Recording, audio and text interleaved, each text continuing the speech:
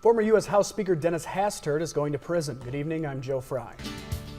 Peabody Energy, the nation's largest coal company, filed for Chapter 11 bankruptcy protection today. Good evening, I'm Joe Frye. Coming up, a club sport at SIU continues the tradition as one of SIU's most successful athletic programs from the past. An accomplished track and field thrower returns to coach at his alma mater. Saluki Sports View starts right now. The SIU men's baseball team had 12 wins last year. This year, already 23. A lot goes into this kind of improvement. I sat down with SIU pitcher Chad Whitmer to discuss the team's quick turnaround. I think the most important thing this season has been our maturity. We were a very young team last year. This year we've kind of accepted that responsibility of our roles, that we need to all step up together and everyone needs to, get to that next level for us to be successful. What's been the biggest difference from last year to this year? I'd say all the work that we put in the off season, not only the fall but the summer before.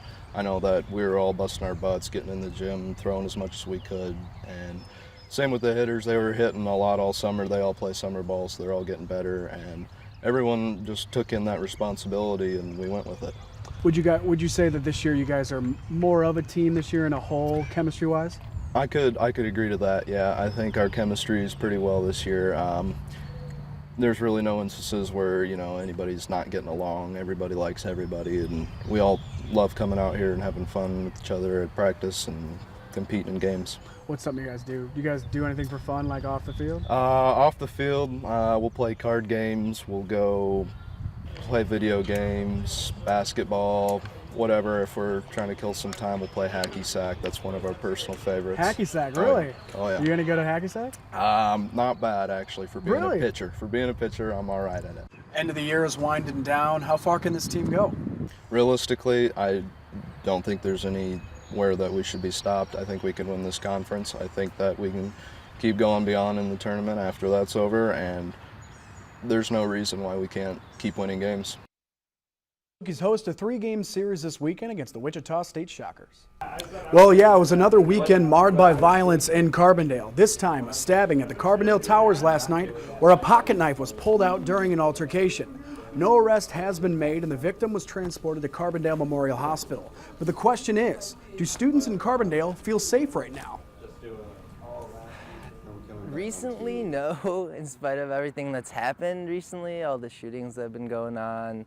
Yesterday, someone got stabbed right across the street behind me. Like, I live literally the house right across the street from where someone got stabbed yesterday. So no, not really. Before I heard about everything happening, yeah, I didn't really think twice about it, I mean, I'm privileged white male.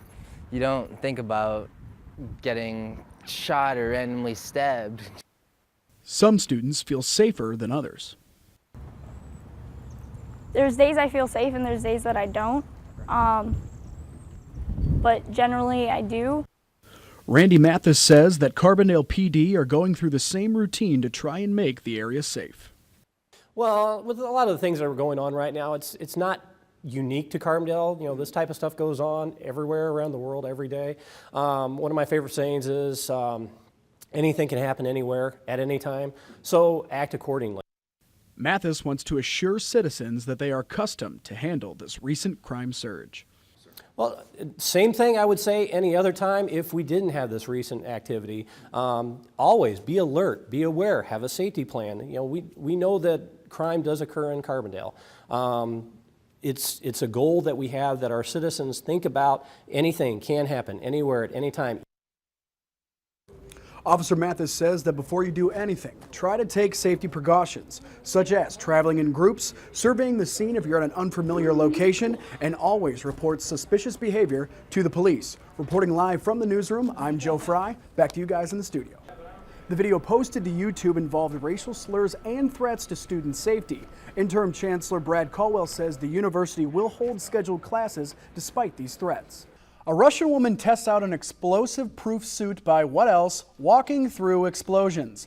Russia's deputy prime minister released an amazing video of a woman in an explosion-proof suit being tested in an active minefield. She makes her way through a series of fiery explosions with a noticeable bit of swagger. WIDB has been around for 45 years, but it seems like in the last 10, they've been almost non-existent. they've done everything they can this semester to rebrand the radio station, which has included a new website and even a new logo.